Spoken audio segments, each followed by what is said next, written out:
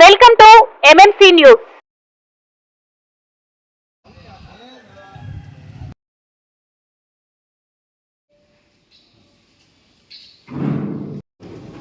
ఈరోజు ఈ మీడియా సమావేశం ఉద్దేశం బహుశా ఇప్పుడే మీడియాలో అందరికీ తెలుసుంటుంది. ఈరోజు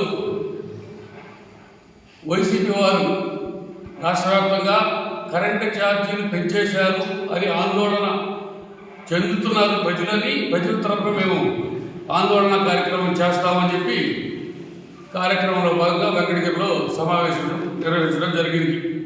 అయితే ఈ క్రమంలో నేను అదే దారిలో మా స్వగ్రామానికి వెళ్తూ ఉంటే ఒక 10 నిమిషాలు ట్రాఫిక్ జామ్ చేశారు. మరి పోలీసు సోదరులను పిలిచి ఏమైనా ఎందుకు చేస్తున్నారు, పర్మిషన్ ఉందానంటే లేదన్నారు. అప్పుడు అయినా కూడా 10 నిమిషాలు ఓపిక బట్టి నేను వేరే దారిలో వెళ్ళి ర్యాలీకి అడ్డుపడ్డాను. అడ్డుపడిన సమయంలో పోలీసులు వచ్చి నన్ను అడిగారు, పర్మిషన్ లేకుండా మీరు ఎందుకు వచ్చారు, మీ సిఈ గారు ఎక్కడ, అసలు ఇదేనా మీ రూల్ ఆఫ్ లా అని అడగడం కూడా జరిగింది.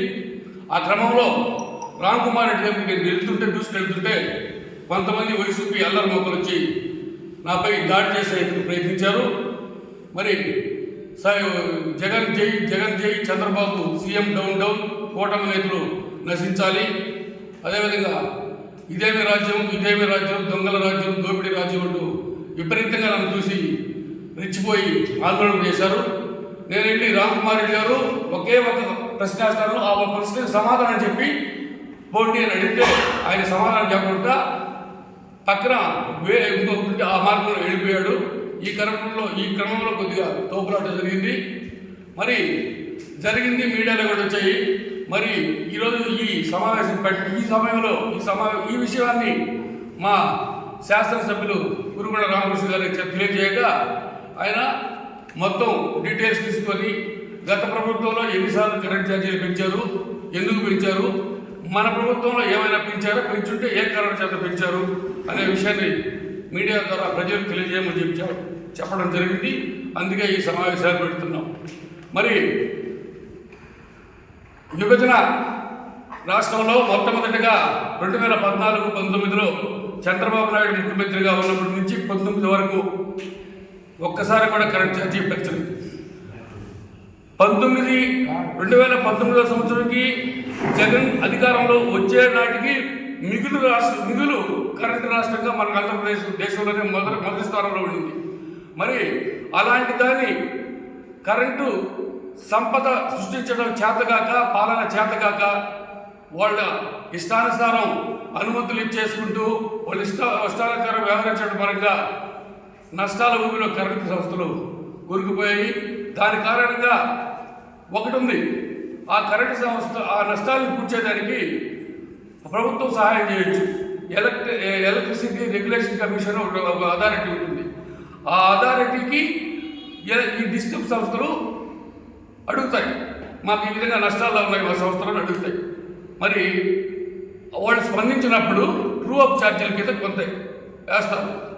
అది యూనిట్కి పైసా, 2 పైసలు, 3 పైసలు ఆ టైపుల ఆ నష్టాలు కూర్చుందని వేస్తారు.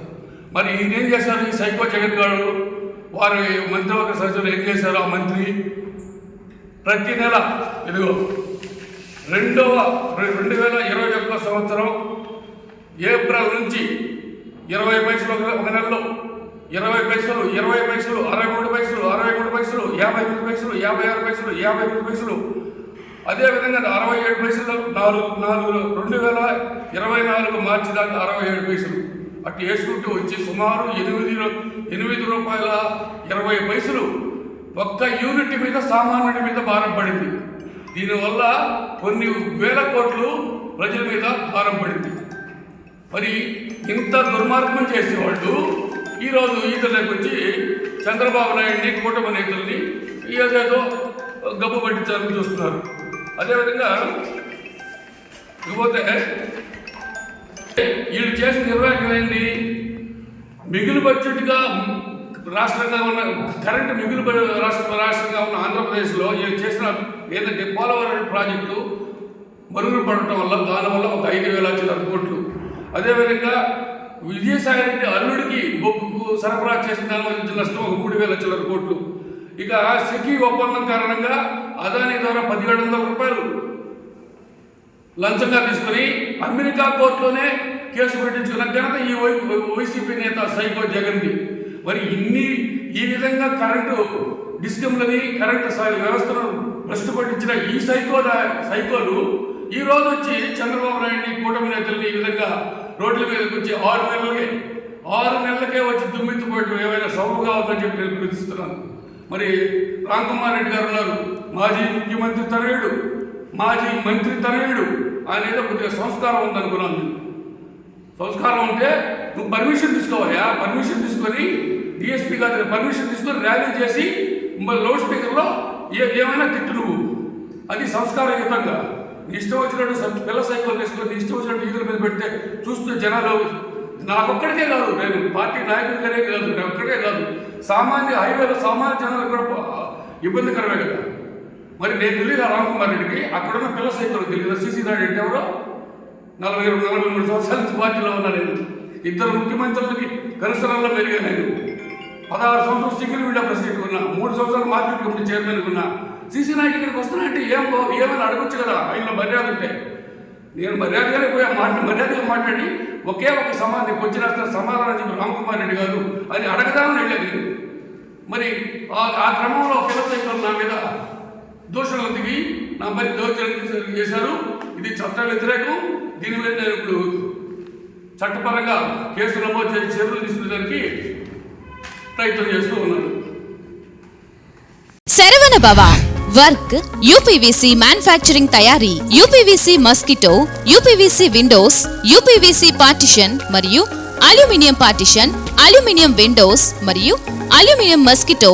మా ప్రత్యేకత స్టీల్ ఎలివేషన్ వర్క్ మరియు గ్లాస్ ఫిట్టింగ్ చేయబడును. సరసమైన ధరలోనే లభించును. Contact K Subrahmanyam Achari. Cell number 9706431110.